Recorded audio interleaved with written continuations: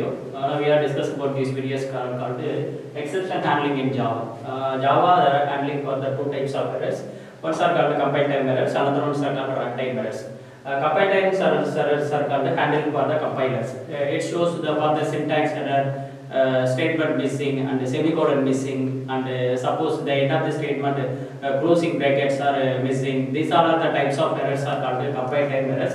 These all are the errors are compiling the programs. The compiler handling for these errors display the types of errors. These errors are called compile time errors. Runtime errors are called this abnormal condition. Some type of abnormal condition handled that occurring for these errors called runtime errors. Runtime errors means for that example divide by 0. Anything divide by 0 means this displaying for the divide by 0 error occurring for that errors. Suppose you declaring for that array size is called 5. That's using for that array size are called 6 or 10. Then this array index out of bounds of error. These type of errors are called runtime errors. These errors occurring the programs that the program doesn't executing for that program.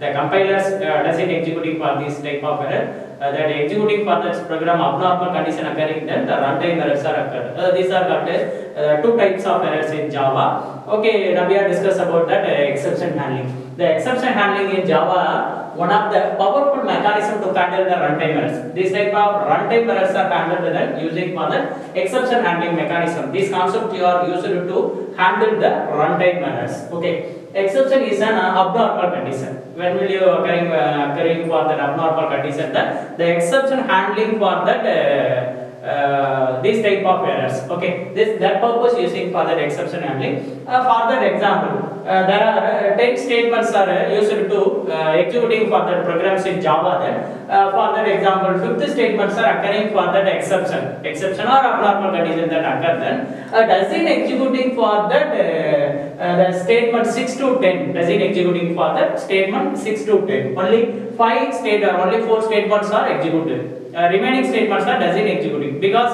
the abnormal conditions are occurring. This type of errors are handled then exception mechanism. Okay, this mainly exception handling mechanisms are used. Try catch blocks are mainly used. Try block are used to enclose the code that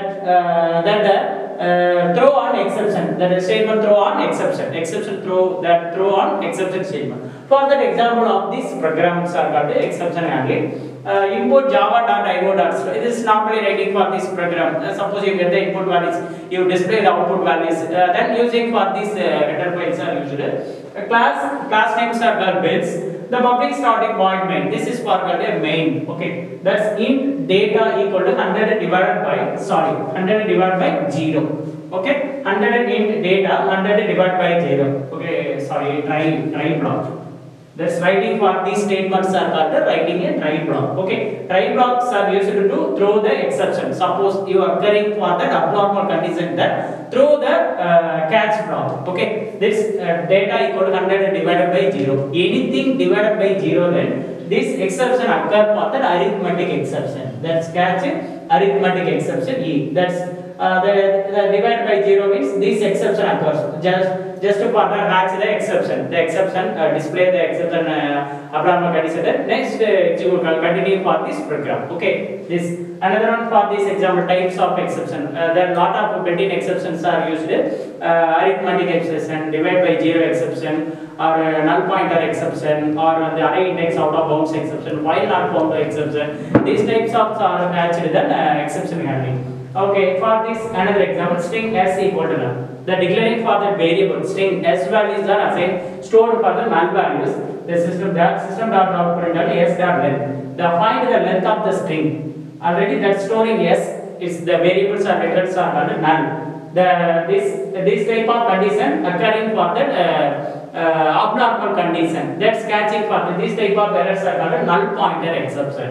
Another example, string s equal to abc. For that, the string variables are stored for that string abc, the return values. In I equal to integer dot passing yes. This converting for that this values are accessing for that integer. And these values are called string. This type of errors is called number format exception.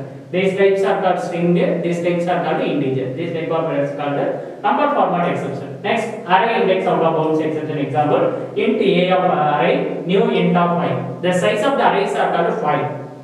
Suppose you exercise for that array values a of 10 equal to 15. That's size of the 10th index values are storing for that values 15. That's declaring for that array of the size maximum size are called 5. That's storing the array size equal to 10. This type of errors are called array index out of bounds exception.